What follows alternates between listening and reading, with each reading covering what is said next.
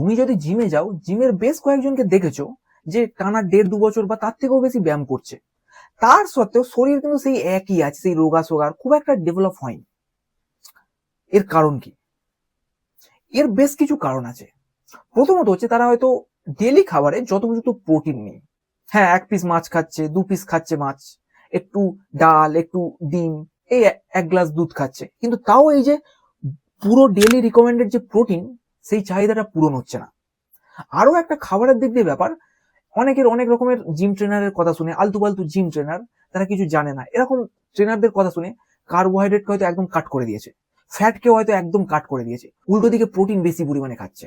এটাও কিন্তু বড় রকমের মিস্টেক, কারণ কার্বোহাইড্রেট এবং ফ্যাট আমাদের ব্রেনের ফাংশন, মাসেলের কার্যকারিতা এবং হরমোনাল ব্যালেন্সের ক্ষেত্রে খুবই জরুরি। আরো একটা ব্যাপার তারা হয়তো ভুল করছে, হয়তো সেম ডে প্রত্যেকদিন জিমে যাচ্ছে এবং প্রত্যেকদিন একই পার্টিকুলার টার্গেটেড মাসেলকে টার্গেট করে ওয়ার্কআউট করছে, যার ফলে প্রত্যেকটা মাসেল পরের দিনের রেস্ট পাচ্ছে না।